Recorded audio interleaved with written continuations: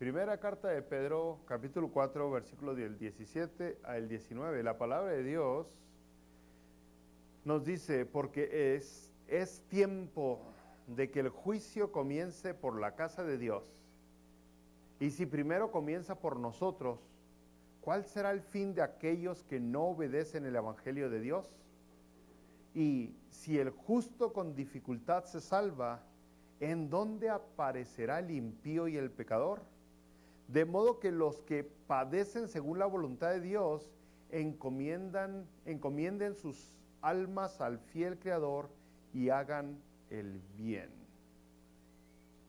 Es la continuación de lo que hemos estado viendo en Pedro, y más cercanamente a la predicación anterior, cómo es que un cristiano se comporta ante la adversidad.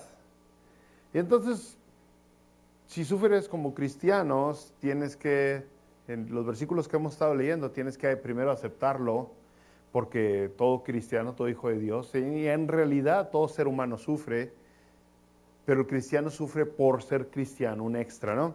Tienes que gozarte, tienes que evaluarte, darte cuenta que estás sufriendo porque eres cristiano, no por otra cosa. Y por último, tienes que confiar en Dios. Son 4 cositas que vimos en estos versículos. Ahora, en estos versículos que nos dio, nos da 2 propósitos de por qué viene la adversidad, las dificultades, los problemas, las luchas, las pruebas. ¿Por qué viene tanta dificultad, tanta adversidad? 2 propósitos, porque muchas veces nosotros nos preguntamos, todo ser humano se pregunta, ¿por qué? ¿Por qué? ¿Por qué tenía que pasar? ¿Por qué tiene que suceder eso? ¿Por qué me tienen que hablar así? ¿Por qué me tienen que tratar así? ¿Por qué son tan gachos? Eso seguido nos preguntamos nosotros, ¿no? Y rápidamente se la digo, por si se va a ir temprano, que sepa cuáles son los 2 propósitos que nos da aquí la palabra de Dios. El primer propósito de por qué sufrimos, según estos versículos que nos acaba de leer, que acabamos de leer, es 1, para filtrar a la iglesia. Filtrar la iglesia. Ese es un propósito muy importante. Y segundo propósito es para darle oportunidad a los creyentes a venir a los pies de Jesucristo. Son los 2 propósitos de por qué sufrimos. Vamos a desmenuzarlo, brothers. El versículo 17 dice, de 1 Pedro 4, porque es tiempo de que el juicio comience por la casa de Dios. Y si primero comienza por nosotros, ¿cuál será el fin de aquellos que no obedecen el evangelio de Dios? Si usted recuerda, no hace mucho, el versículo 7 nos acaba de decir, mas el fin de todas las cosas se acerca el fin, o sea, se acerca, ya está a la vuelta de la esquina, ya falta menos que al principio. Eso es lo que nos está diciendo. Ahora nos dice, porque es tiempo. Es tiempo. La palabra que aquí se usa para decir tiempo, de donde se tradujo tiempo, no es la palabra cronos, que nosotros conocemos que significa tiempo basado en hora o en reloj o en día, sino es más bien la palabra kairos. La palabra kairos se refiere a tiempo, pero de un momento crucial. Es el momento, o estamos en la temporada, a veces se traduce, es el tiempo, es la temporada, es el momento, es el instante. Entonces, no es meramente de una hora que viene y se va, sino kairos, muchas veces son temporadas que vienen y luego vuelven otra vez, y luego vuelven otra vez. Y ahí es lo que aquí nos dice, es tiempo, ¿no? Es tiempo de que el juicio comience por la casa de Dios. Acuérdense, está hablando de problemas, de luchas, de pruebas, de la persecución que tenían los cristianos en el tiempo que se escribió la carta de Pedro, las dificultades por ser hijo de Dios. Y cuando dice, es tiempo de que el juicio comience, esa palabra juicio no es mera condenación hacia la casa de Dios, pero se está refiriendo en juicio, es el tiempo de purgar, es el tiempo de filtrar, es el tiempo de probar, es el tiempo de ver quién es el que es el tiempo de darle pruebas. Ese es el contexto de la palabra juicio, donde los que en las pruebas, lo que la prueba hace es de que nos muestra, nos da evidencia, nos deja ver quién es quien dice que es y quién en realidad nomás estaba jugando a que era alguien que no era. La prueba, la prueba nos demuestra las dificultades, la lucha, la escasez, la necesidad, el rechazo. Le estoy diciendo pruebas, pero también en un contexto negativo, también pruebas ahora en un contexto positivo. También los aumentos de dinero en el trabajo, un mejor puesto, un mejor salario, una mejor oportunidad, que vaya si usted deja de serle fiel a Dios. Que parece ser algo bueno, pero viene a ser una prueba porque usted tiene que dejar de serle leal a Dios para conseguir más billete o para conseguir ese ascenso o para conseguir eso que usted quiere, que necesita. Entonces, tanto en el contexto positivo como negativo, prueba es prueba. Y dice aquí la palabra, ese es el tiempo. Estamos en el tiempo donde esas pruebas, esas luchas, ese juicio que tiene que venir, tiene que comenzar en la casa de Dios. Y ahí nos damos cuenta entonces en las pruebas que los que no obedecen, los que no se mantienen, pues esos salen eventualmente, lucen, uno se da cuenta quién era. Y luego los demás cristianos, como les falta tanta educación bíblica, dicen, uy, el hermano anda fallando, uy, el hermano está flaqueando en la fe, uy, está frío el brother. ¿Cuál frío? Nunca era brother, nunca era cristiano, nunca era hermano. Lo que pasa es que era un simpatizante del cristianismo. Y ahora en las pruebas se está dando a ver quién es, se está dando a conocer. Entonces, el juicio de Dios caerá eventualmente sobre esas personas. Esas personas que cuando vino la purga en la iglesia, quedaron fuera, eventualmente va a venir el juicio del que habla la palabra de Dios, el juicio donde todos vamos a estar delante del trono de Dios, ¿no? Entonces aquí dice, es tiempo de que ese juicio comience en la casa de Dios. Y ahí es donde algunas personas pueden decir, pero ¿a qué se refiere con la casa de Dios? Y Pedro ya nos había hablado antes que era la casa de Dios. Si volvemos al capítulo 2 de Pedro, el versículo 5, dice Pedro, vosotros también, como piedras vivas, sed edificados como casa espiritual. Se está refiriendo a la iglesia. Es tiempo de que las pruebas, de que la lucha, de que el juicio comience en la iglesia. En la iglesia. Primera de Timoteo todavía lo pone más claro, yo creo. El capítulo 3, versículo 15 de Timoteo dice, para que si tardo, sepas cómo debes conducirte en la casa de Dios, que es la iglesia del Dios viviente. Para que sepas cómo debes conducirte en la casa de Dios, que es la iglesia del Dios viviente, columna y baluarte de verdad. Entonces ya no queda duda, ¿no? Que cuando habla de la casa de Dios se está refiriendo a la iglesia, a los brothers, a las sisters, a la congregación, a la asamblea, a los llamados fuera.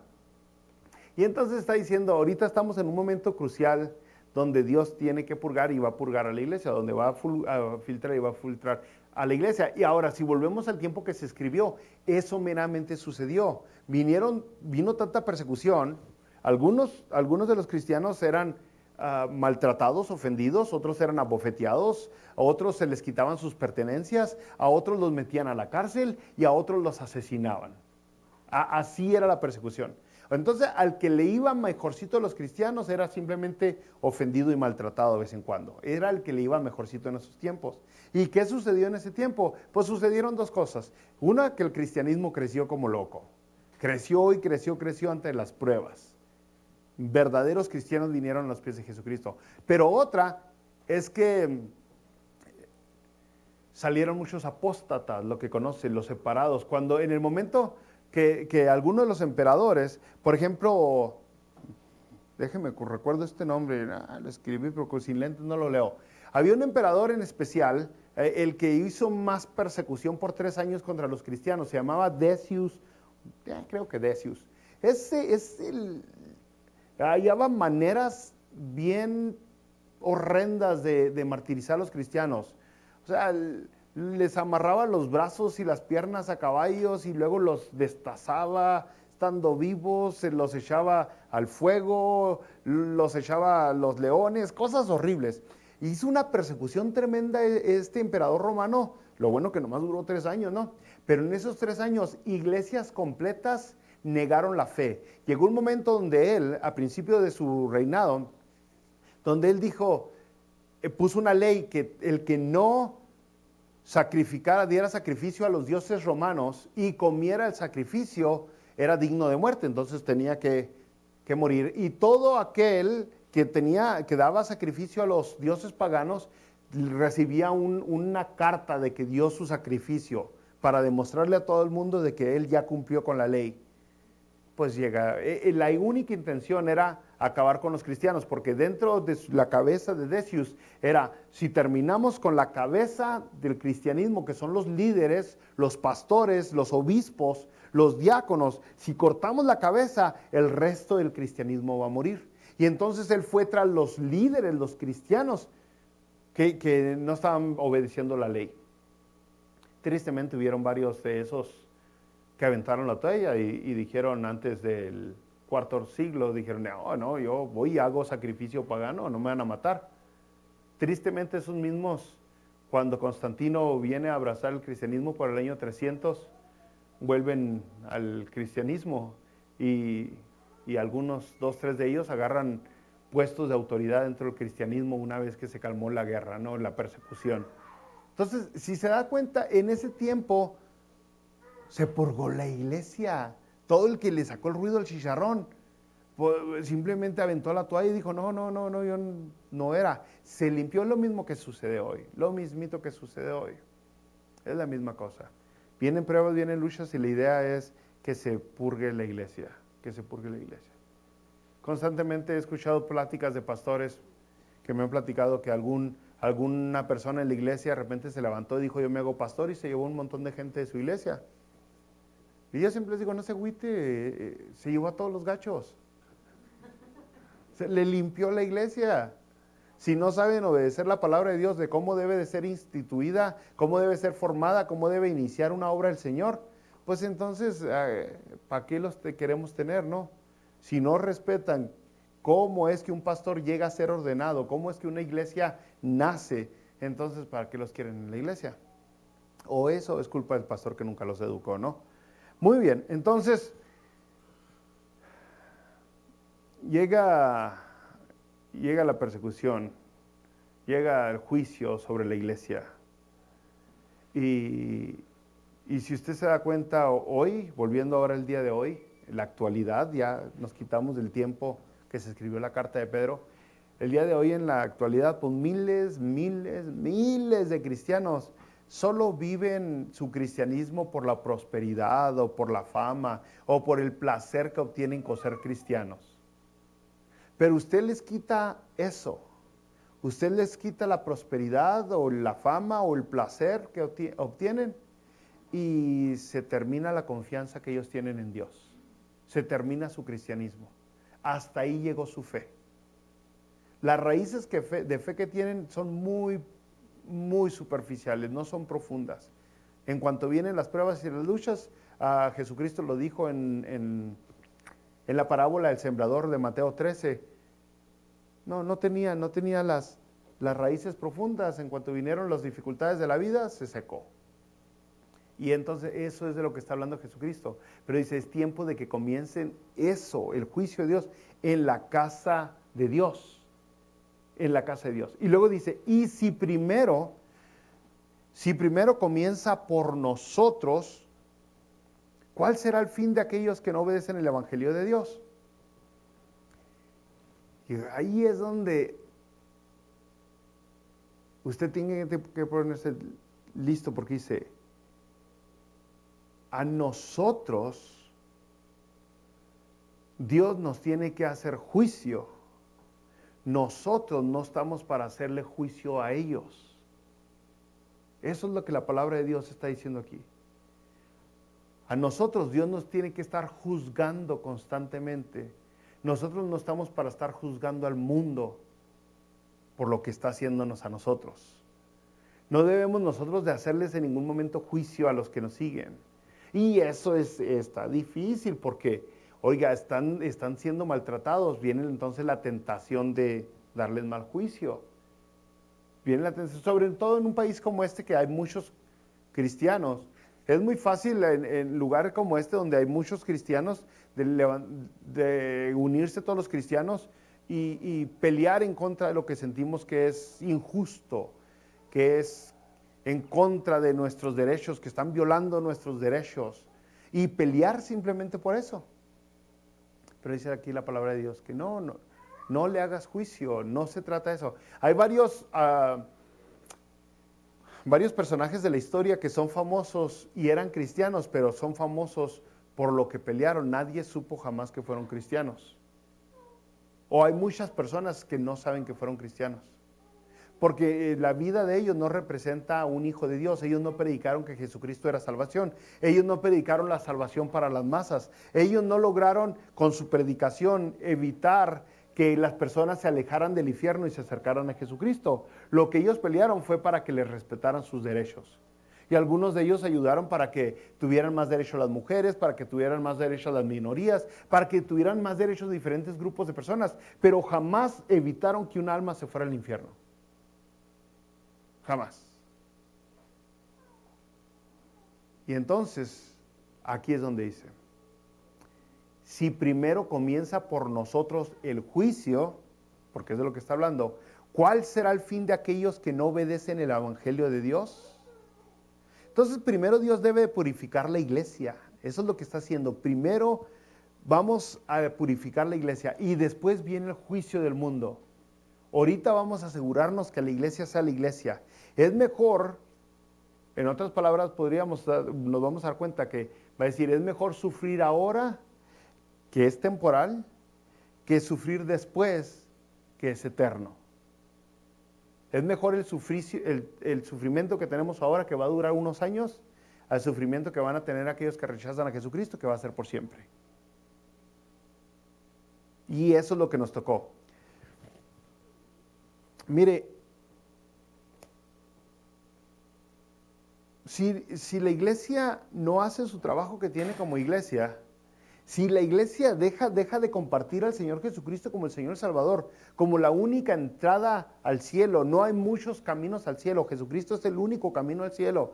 Él es el camino, la verdad y la vida. Él es la salvación. Si la gente la gente que se llama cristiana deja de compartir la salvación que es Jesucristo, no le estoy diciendo a la iglesia ni la religión, ni la denominación, mucho menos. Le estoy diciendo compartir al Señor y Salvador Jesucristo. Si la gente deja de hacer eso, porque ya se siente lastimada, ya está harta, ya está hasta el copete de que la traten mal, de que la ofendan, de que estén hablando mal de él, de que le digan que es odioso porque usted predica en contra del aborto, de la homosexualidad, porque usted está en contra de las adicciones, porque usted está en contra de los padres que no sujetan y no someten a sus hijos, porque usted predica la Biblia, que dice la palabra de Dios que a Jesucristo te le tienes que someter, y cuando usted predica la verdad que está en la palabra de Dios, la gente lo va a atacar, y llega el momento donde usted dice, ya estoy harto, y toda la iglesia que diga, ya estoy cansada, ya no vamos a predicarles esto, nada vamos a predicar, los que se pierdan. Bueno, entonces viene el juicio del mundo, de Dios al mundo. Si ya terminó la iglesia su trabajo, si ya es tiempo de darle juicio al mundo, entonces viene el juicio de Dios sobre el mundo. Y entonces nadie será salvo. Nadie es salvo. El medio que Dios está usando ahorita para que la gente conozca la salvación es la iglesia. Es el medio que está usando Jesucristo ahorita. O sea, usted es el que va y anuncia las buenas noticias de salvación. Y si usted no lo hace, si usted dice, ya estoy cansado de que se burlen de mí, que el religiosito, que el santito, que el hijo de la Madre Teresa y no sé qué más burlas, y usted dice, ya estoy, entonces nadie más lo va a hacer, porque ese es el trabajo de la iglesia, para eso está aquí la iglesia, y sí va a sufrir mientras está aquí, y los otros van a gozar mientras están aquí, pero si lo dejamos de hacer, entonces los otros ya nadie va a ser salvo. Fíjese, Romanos capítulo 1, versículo 5, dice bien claro Pablo, no se lo leo ahorita porque está larguito, desde el 1 hasta el 5, dice Pablo que fue enviado él a todas las naciones. Romanos capítulo 10, versículo 3 y 14, dice, así, Romanos 10, 13 y 14, todo aquel que invocar el nombre del Señor será salvo. ¿Cómo pues invocarán a aquel en el cual no han creído? ¿Y cómo creerán en aquel de quien no han oído? ¿Y cómo oirán sin que nadie les predique? ¿Se fijó? Lo dice bien clarote Romanos 10. Todo el que invocar el nombre del Señor será salvo. Pero, ¿cómo van a creer sin que nadie les predique? ¿Cómo? Si la iglesia ya está harta, ya está cansada, ya quiere disfrutar, ya quiere gozar los placeres que ofrece the United States, ya quiere gozar su ciudadanía y sus privilegios y su dinero y todos sus sueños realizarlos y ya no quiere andar batallando con compartir. Entonces, ¿cómo van a ser salvos? ¿Cómo dice? Si nadie les predica. En Hechos capítulo 13, versículo 47, Pablo lo dijo. Y lo dijo bien clarote que Dios les ha mandado diciendo, te he puesto para luz de los gentiles, a fin de que seas para salvación hasta lo último de la tierra. ¿Se fija? Se dijo, Dios me dijo así, que yo voy a ser para salvación hasta lo último de la tierra. Entonces, de eso está hablando Pedro. Si ya el juicio no sigue sobre la iglesia y el juicio pasa al mundo, entonces nadie va a ser salvo. Ya nadie más. Si todavía falta venir a los pies de Jesucristo, su mejor amigo, su mejor amiga, la persona que usted ama, la persona que usted quiere, o su primo, su tío, su abuelo, su papá, su mamá, pues se acabó porque usted ya está harto de compartir el evangelio. Y entonces el juicio ya viene sobre el mundo. Y luego dice, hace una pregunta, volviendo a Pedro, no se me emocionen, pero volviendo a Pedro dice, ¿cuál será el fin de aquellos que no obedecen el evangelio de Dios? Ok, ya no quieres predicar, ya estás cansado de sufrir porque eres cristiano, ya dices, ¿por qué yo tengo que sufrir? Y de algún lado que vende drogas y que hace tranzas, le va muy bien, trae toda su vida muy bien, trae muchas cosas de prosperidad y yo aquí batallando. Dice, ¿cuál será el fin de aquellos que no obedecen el evangelio de Dios? ¿Cuál será el fin de aquellos? Si ya se acabó, si terminaron sus vidas sin venir a los pies de Jesucristo. Bueno, pues el fin de ellos es algo de terror, algo que ni las películas de terror han podido dibujar. La palabra de Dios dice, en otras palabras, que es condenación eterna, condenación perpetua. Si vamos a Daniel, bueno, primero, segundo de Tesalonicenses 1, 4, 5 dice, gloriamos, vamos a ver otra vez, segundo de Tesalonicenses, ¿alguien hizo las letras muy chiquitas aquí? Eso alrededor, Según de Tesalonicenses 1, 4 al 5 dice, gloriamos de vosotros en las iglesias de Dios, nos gloriamos de vosotros en las iglesias de Dios por vuestra paciencia y fe en todas vuestras persecuciones y tribulaciones que soportáis. Esto es demostración del justo juicio de Dios, para que seáis tenidos por dignos del reino de Dios, por el cual asimismo padecéis. Porque es justo delante de Dios pagar con tribulación a los que os atribulan. ¿Qué quiere decir? Bueno, aquí lo dice bien claro, yo le doy gracias a Dios porque ustedes han aguantado con paciencia todas las persecuciones, todas las tribulaciones que soportan. Pero es justo y va a venir un día la justicia, donde Dios va a hacer pagar a todos con tribulación, a todos los que los tribulan. Entonces, ¿qué intentamos hacer? Pues lo que intentamos es traerlos. No estamos otra vez de lo que has venido hablando Pedro, no estamos en un campo de batalla donde la idea es destruir al que no cree en Jesucristo. No ese es el enemigo que nosotros podemos ver, acuérdese. Por eso Efesios 6 dice que no tenemos lucha contra carne ni sangre, sino contra potestades, porque muchas veces los que vemos nosotros de enemigo son todos aquellos que atacan a los cristianos o que no creen como nosotros o que no tienen la fe que nosotros tenemos. Y nosotros estamos aquí, ay mira, creen en Jesucristo, y viene alguno de las sectas que andan por ahí tocando puertas y uno le dice, no, Jesucristo es Dios, Él es el Salvador, Él no es un ángel, Él no es un ser creado. Y ellos te ponen, pero no estamos para destruirlos, para avergonzarlos, no estamos para aniquilarlos, estamos para ganarlos para Cristo. Y eso se hace medio difícil. Sería más fácil que le digan a uno, pues usa tus fuerzas de humano y ve y descuéntate aquellos de aquella secta. Y 2, 3 estarían muy contentos de hacerlo. Ir y golpear a algunos que andan predicando puras tonterías. Pero no estamos para eso. Jesucristo dijo, no, amad a vuestros enemigos. Porque la idea no es destruirlos, no es maltratarlos, la idea es que alcancen la salvación. Y si algunos de nosotros nos tocara dar nuestra vida para que ellos vengan a los pies de Cristo, sería de lo mejor que pudiéramos hacer. Así como lo hizo Pablo, como lo hizo Pedro, como lo hizo Esteban, como lo hizo Felipe, como lo hicieron tantos en las palabras de Dios. Aún Jacobo, el hermano de Jesucristo, murió por amor a las demás personas. Por amor a Jesucristo, por amor a las demás personas. Entonces aquí dicen, llegamos al versículo 18 y dice, y si el justo con dificultad se salva, ¿en dónde aparecerá el impío y el pecador? Uy, y aquí es donde mucha gente dice, ay, mira lo que dice.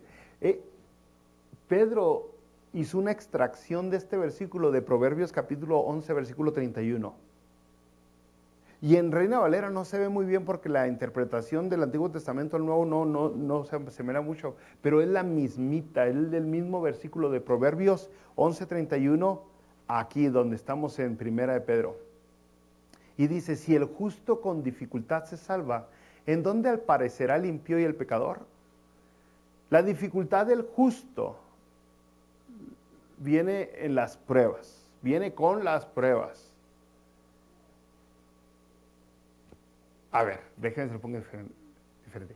Usted es una persona, si generalizamos, usted es una persona salva que ya ha aceptado al Señor Jesucristo como Señor, como jefe, como mandaba más y Salvador.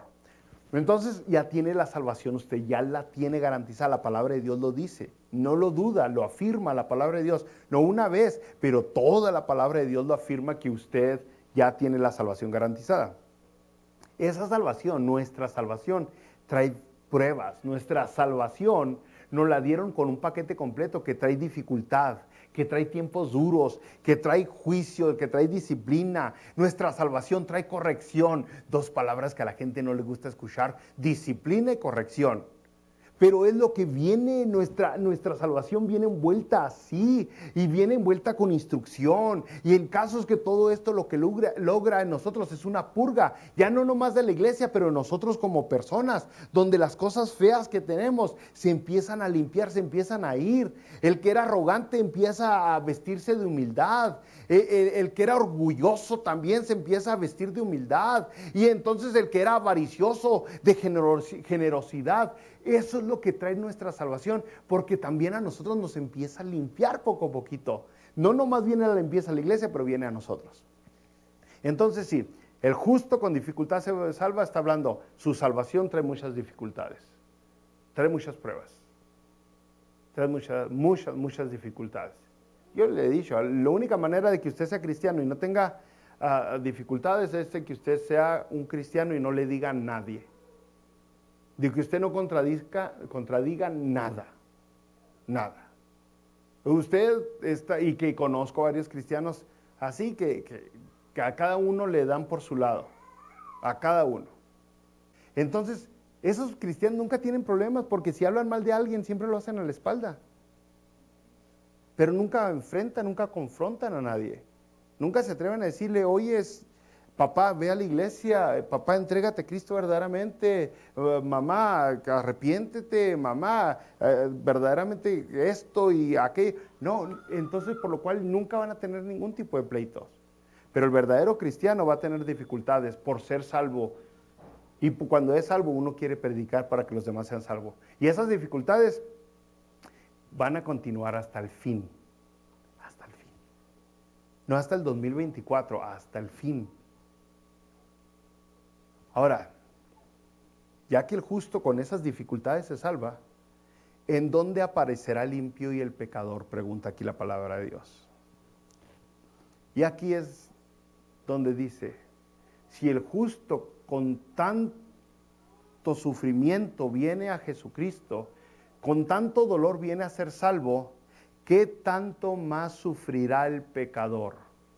Eso es lo que está diciendo.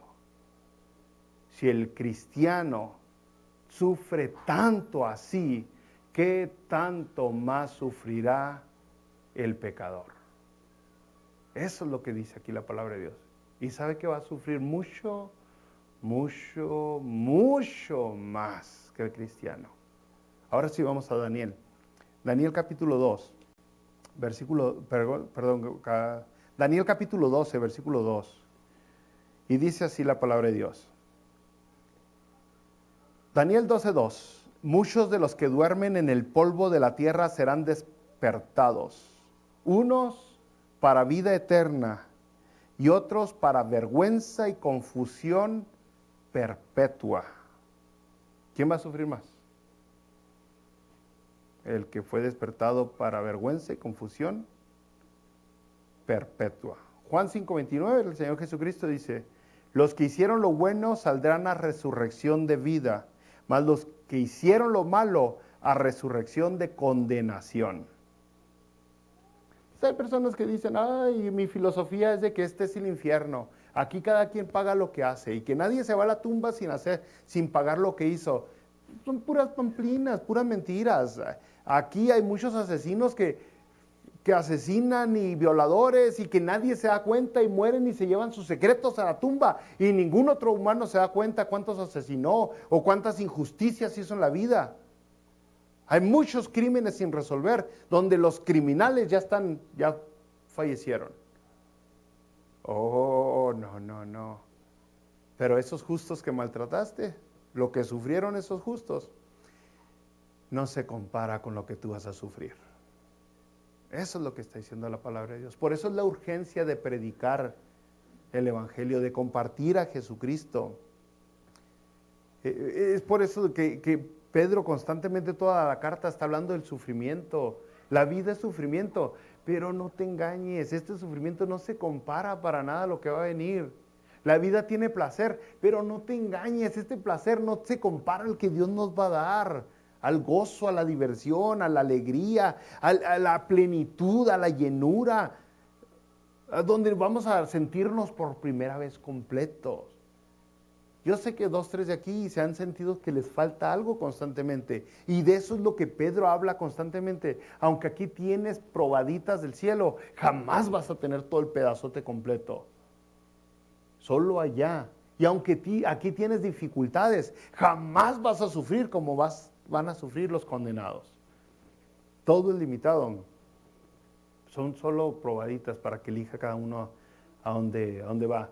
Entonces Pedro está diciendo, el sufrimiento, pues acéptalo, gózate en él, no te amargues, no lo niegues, evalúate constantemente porque esa es la idea, que seas purgado, que seas limpiado, que tengas juicio, que esa disciplina, esa instrucción, eso te ayude para mejorar, para ser mejor hijo de Dios, mejor cristiano, mejor esposo, mejor esposa, mejor amigo, mejor ciudadano, mejor padre, mejor madre, mejor todo.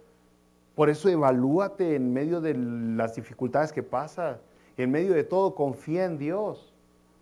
Porque hay un por qué estás pasando lo que estás pasando. Y el primero es porque Dios quiere que seas sincero tú. Quiere que seas sincero. Y Dios quiere salvar a más personas. Dios quiere traer a más. Versículo 19, y con esto terminamos. De modo que los que padecen según la voluntad de Dios encomienden sus almas al fiel Creador y hagan el bien. Se confíen en Dios, hagan el bien. Si pasan cosas difíciles, es por la voluntad de Dios. Encomiéndate a Dios, ora, dile, hey Dios, échame la mano, ayúdame. Y pórtate bien. Es en lo que acaba. O sea, el que estés pasando por injusticia no te da permiso a ser injusto con alguien más. Eso es. Que como cristianos nuestra tendencia es ser injustos con las demás personas.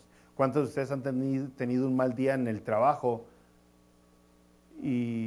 o en la calle donde andaban y llegan a la casa y barren y trapean con los que están en la casa? Y es como que, ok, que te trataron gacho en el trabajo no te da permiso de tratar a ti mal a los que están en la casa. Y eso pasa seguido.